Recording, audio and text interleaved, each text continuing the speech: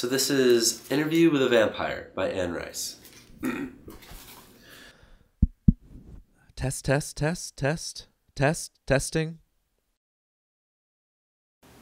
I want to get to New Orleans, he said. I was simply warning you I don't need you.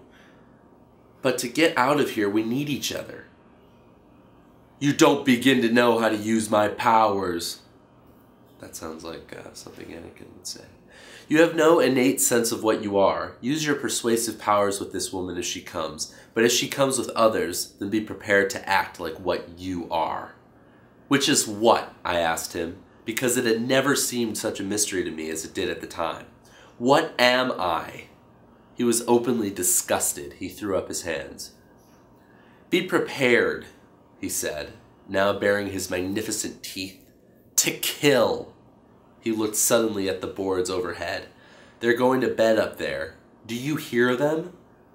After a long silent time during which Lestat paced and I sat there musing, plumbing my mind for what I might do or say, or deeper still, for the answer to a harder question.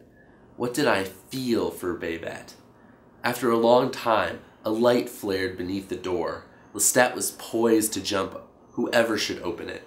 It was Babette alone, and she entered with a lamp, not seeing Lestat, who stood behind her, but looked directly at me. I had never seen her as she looked then. Her hair was down from bed, a mass of dark waves behind her white dressing gown, and her face was tight with worry and fear. This gave it a feverish radiance that made her large brown eyes all the more huge. As I have told you, I loved her strength and honesty, the greatness of her soul, and I did not feel passion for her as you would feel it, but I found her alluring than any woman that I had ever known in my mortal life.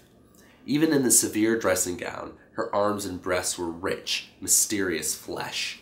I, who am hard and spare the dedicated to any purpose, felt drawn to her irresistibly, and knowing it could only culminate in death, I turned away from her at once, wondering if when she gazed into my eyes, she found them dead and soulless. You are the one who came to me before, she said now, as if she hadn't been sure, and you are the owner of Pointe de Lac.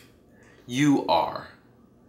I knew as she spoke that she must have heard the wildest stories of last night, and there would be no convincing her of any lie. I had used my unnatural appearance twice to reach her, to speak to her. I could not hide it or minimalize it now. Testing.